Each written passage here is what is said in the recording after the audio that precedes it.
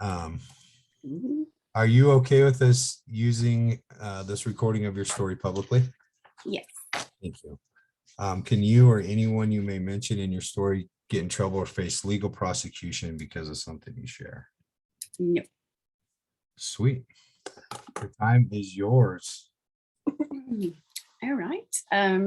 So my name is Ashley, and I know most people identify as an addict after they say their name, but um, a lot of my story is faith-based, and I know that words have power, and I do not want my mind to hear me say that and identify with that. So that's where I stand on it. Do what works for you, but that's how it works for me. And yeah, so I was born in '85 in Texas to two pretty much newly married parents. They were like 19 and 20, I believe, or 20 and 21 when I was born. And they're just amazing. Like, I had a great upbringing. I think we started out with like land, we had like a trailer and land. I remember 5 Dalmatians.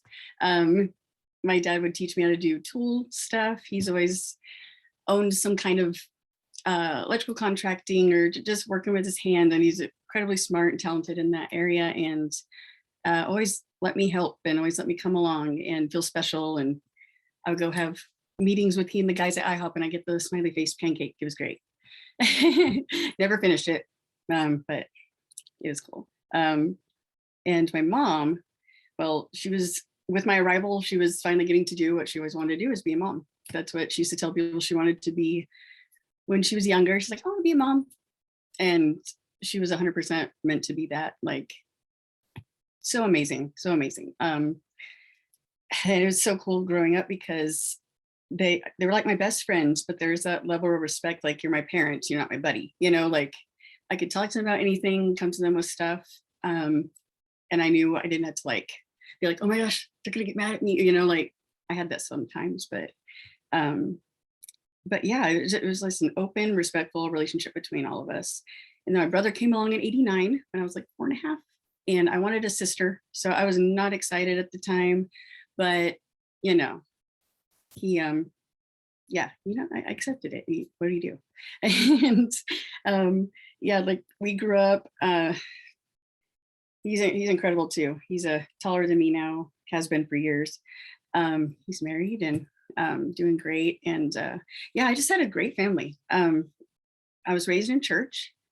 Um, it was not at all weird to be at church 2 or 3 times a week, on a regular basis, serving, living that life inside and outside that building. Like, that's what I grew up seeing.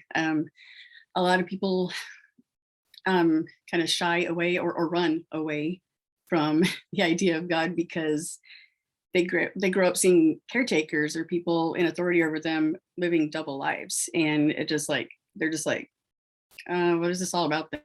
Or is it a front? It's nothing, and it like, I think it cheapens it, and I think it's misleading, and I don't know, it's really sad when that happens.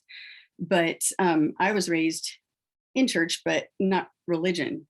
I was brought up to believe, to know God as a relationship, and you get to know his character, you get to know who he is and what he says about you, and there's that trust. um, I had the knowledge, I had a lot of knowledge, but I didn't have any action behind it. I didn't accept it as mine. It's like, oh yeah, I know all this stuff. Cool. Like, what is that? I didn't do anything with it. And so yeah, all that part was great. I had all the basics of like just doing great in life, generally, I guess. And but one thing is, I got bullied all the time through like every single grade. There was like a new set of people that felt like they needed to call out stuff physically about me that I had no control over, like freckles, and now those are in style, which is funny. I had 2 silver front teeth and got made up fun of for that. Like, I have control over my teeth. I didn't know why I had those at that age, but I did. And and then I lost those, and new teeth came in, and then I had discoloration on those. It was just a genetic thing, hypocalcification, but just stuff like, I was just. What really sucks now looking back is I let these strangers shape who I saw myself as, and who I identified as. And I took all their words. I was like, oh, that must be me. You're like, I'm weird. I'm ugly. I'm short. Well, I love being short, but back then it was like an insult. Um, and just, I didn't feel like I belonged anywhere. And I was just like, well, this freaking sucks. And I'm also very stubborn. So I would try not to act, I wouldn't act hurt in front of these people. I'd be like, what? Like, like showing no, I don't want them to know that they got to me, but that doesn't do anything for you. But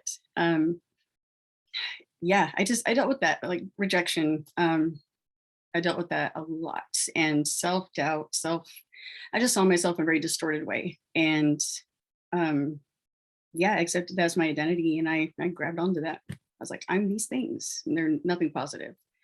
And so there was I served in church, like I played the part, and I didn't, I was playing a part, like I thought that's what it was. But as I got older, I realized I never really had a relationship of my own. But that will change. That will change. I will get to that. So this guy and I liked each other. We were in youth group, but I was on worship team. I've always done singing, so always was a worship leader. Loved it. Singing's amazing. But there's this guy, we liked each other. We know each other since we were like 6 or 7. Like we grew up in church together, and we liked each other. But in our youth group, we we're not allowed to date till we graduated high school, just to keep our focus on being a kid, So, so yeah, we hung out. We're like, yeah, we like each other, and it was just like a knowing thing, but we didn't date or anything. And in my mind, in my non-coping skill, non-realistic writing last name on the notebook, teenage girlness, I had it in my mind that his intention was to like date and be with me forever and get married and everything as soon as we graduated. Like that was my 17-year-old mentality at the time, or 16 at the time. And that was not it. We graduated, or he did, and he went off to Bible college. Like he wanted to be a pastor or go into that field to some degree. And I think it's ridiculous now because of that was great. That's great for him. But at that age, I was being rejected again. And I was like, you know what?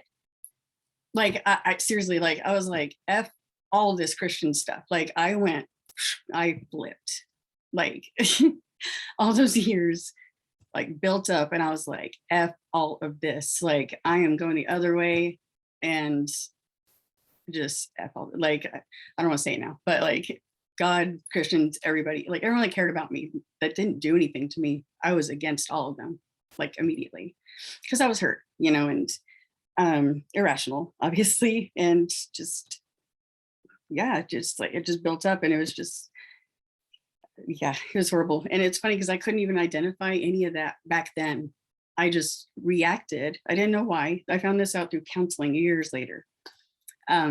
But back then I was just like, I just flipped out. I was supposed to sing the national anthem at a hockey game one night, and I told my parents to go ahead of me. I was like, I'll meet you guys there.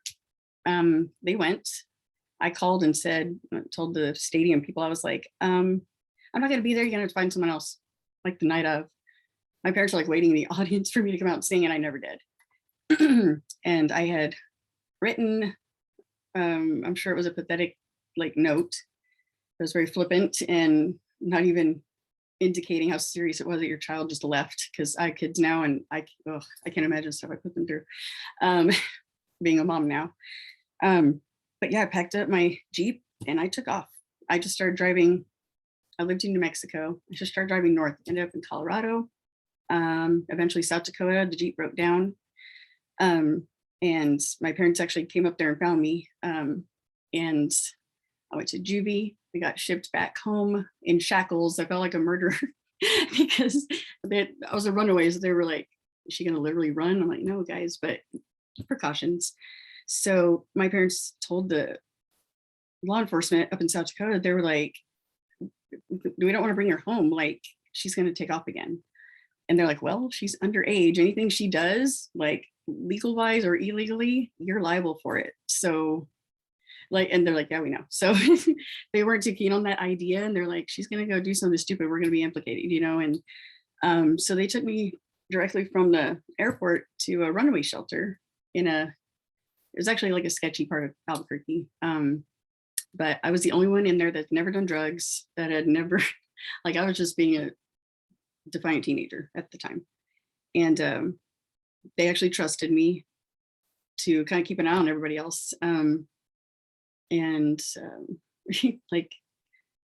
I don't know why, but yeah, like in the coming years, like any facility I was at like that, like a rehab, whatever, they always trusted me and like gave me more permission to like gave me my phone or whatever, but that's always happened too. I just realized that. Anyway, I met a guy there, and like I said, I wasn't allowed to date. I never even went to a school dance because it had too much red tape. It's like, I need blood types of all the people you're going to be with. No, it wasn't that serious, but I just didn't bother with that. I wasn't really interested, and I really didn't have friends at school. I had maybe one or two every once in a while, but all my friends were at church. So yeah, I ended up taking off from there because the guy that we kind of liked each other, he turned 18 and had to leave. And so I followed him, and his mom helped him with the first month rent. It was in a trashy area, like it was bad. It was a bad area of Albuquerque, but it was cool. It was like, whatever, I'm a grown up. You know, I was 5 months away from being 18 or 4 months. This is in 2003. And yeah, still, I thought I was smoking cigarettes. It was just hilarious.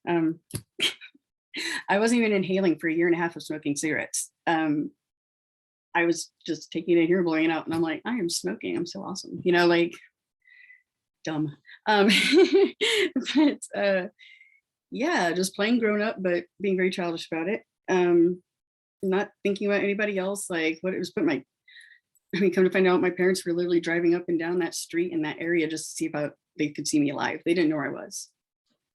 Oh, I can't imagine. But so yeah, we had this place covered for a month. His mom covered it. And of course, for being bums and whatever, we didn't get a job to sustain it. No, instead we got like an eviction notice, and it was like a studio apartment. I think it's a little smaller than my studio. I love my studio though, but we had about 30 people posted up in here, like not here and there. And it looked like dead bodies everywhere. Like there were piles of clothes. There was like food boxes from like food banks and stuff like that. It was horrible. I even thought I smoked pot a couple times, which I didn't inhale, so I did not. So they're like, it's not affecting you. I'm like, no, it's not. Like, and so I tried that, but I didn't really. But my boyfriend at the time and I were at a friend's house, and this guy came in, kind of eyeballing me. They're all sitting like a smoke circle, and you're not smoking apparently. And he kind of like summons me back there. He's like, is that her boyfriend? And they're like, yeah. And he was like, okay. Anyway, he's the one that gave me my first anything. And he was obviously trying to drug me or kill me, because what he kept offering. I knew nothing about drugs. He had like freezer bags full of various drugs. I didn't even know what they were. Like I heard the names, I didn't know what the heck they were. And he's like, you can have as much of it as you want.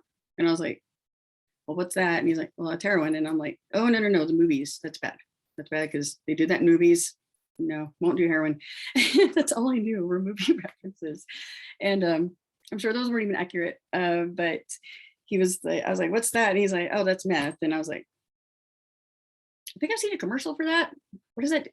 You see bugs? Like I really did not know anything. And I was like, I guess I'll do that. So he gave me some, I snorted it.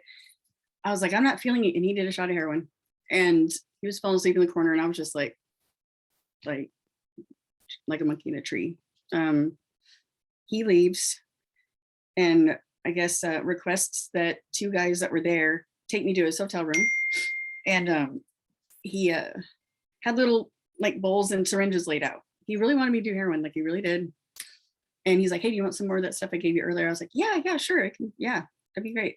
He's like, well, this is how we're doing it. And I was like, okay.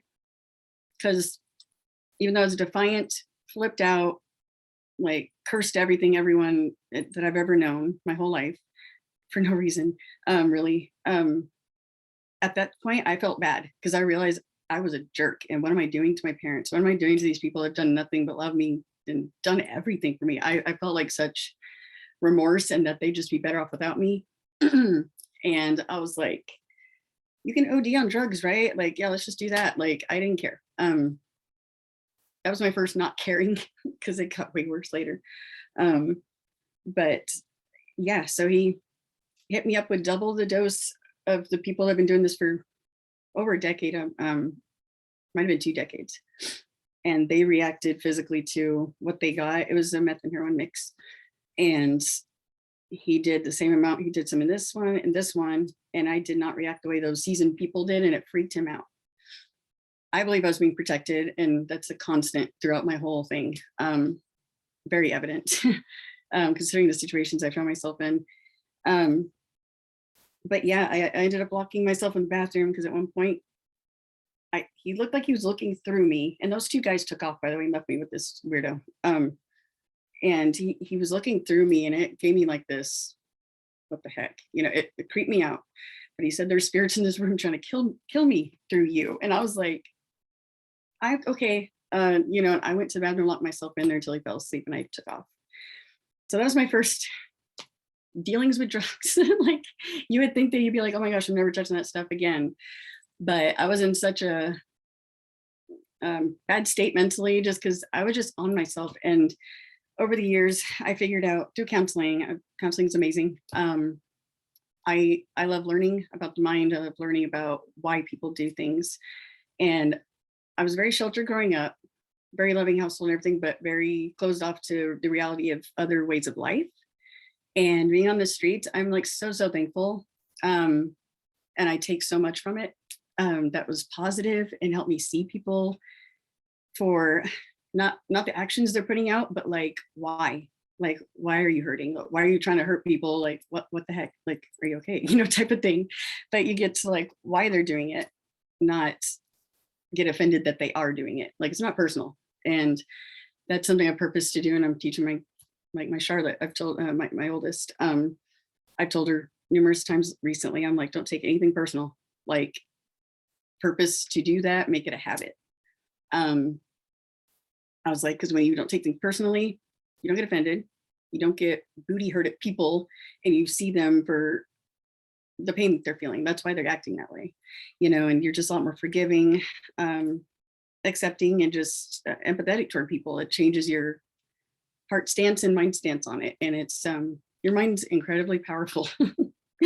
I've literally reprogrammed parts of my personality that I used to have, like control freak. And I know that I had that because I felt out of control like my whole childhood, because I was just being tortured at school, and so I can control this, so I will, like with my talents.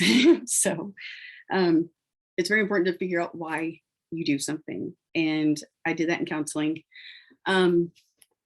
So this life got so much worse, and I don't even call it living. I existed pretty much and survived somehow for 13 years off and on. It was the same cycle.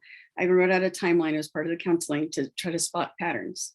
And I remember dates pretty darn well. And I was able to, like, this is my first use, what led up to that, the feelings, action, and then consequence.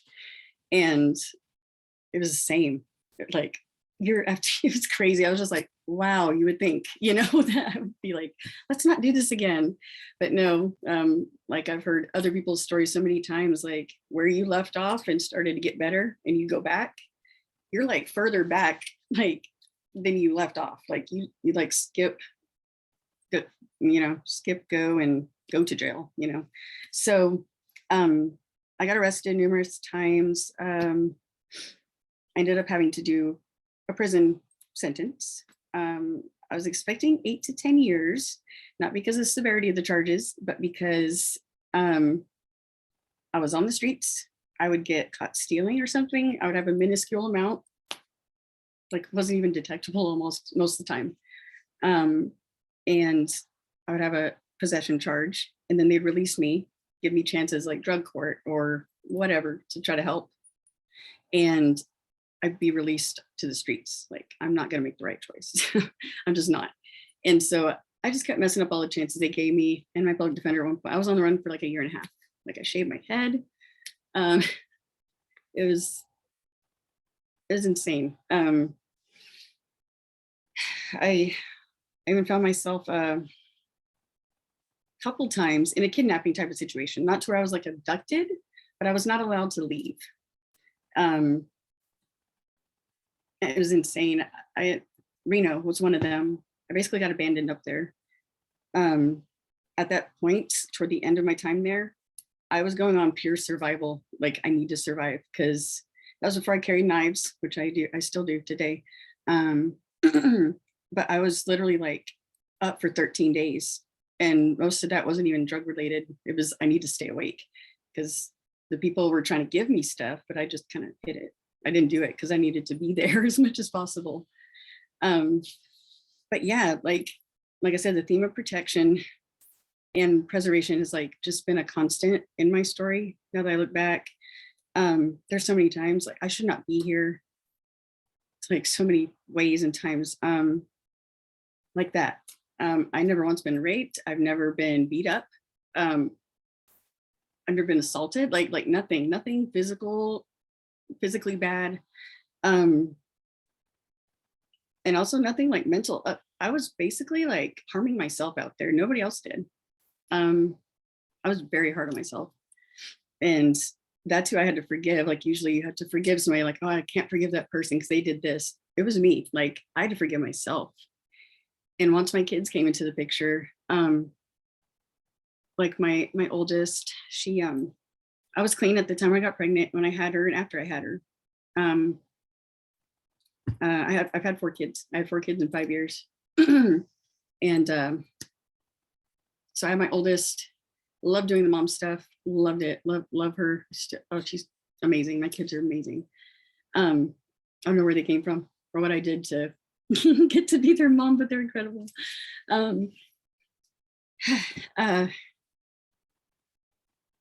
Yeah, so yeah, if I get all teary, it's not because it's hard to like talk about it, it's because, oh, my kids, just so thankful for them.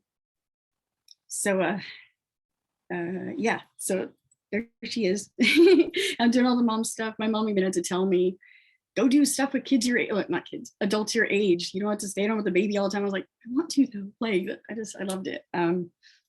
But I started making what was that called? Like maybe compromises would be the right word. I think there's another word I want to use, but I would just let little things slide that I normally had on lockdown. Like I would start smoking again. Usually would start with something that I had to hide.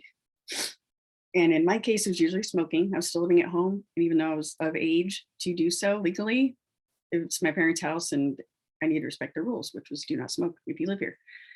So I didn't, but I did, like I would drive away and do it and I'd spray everything. I was hiding it. So I started getting that habit of hiding. And then I would just slip right back into it every single time. And it would start with the same little things. And when my oldest was 9 months old, I found I was pregnant with my second one.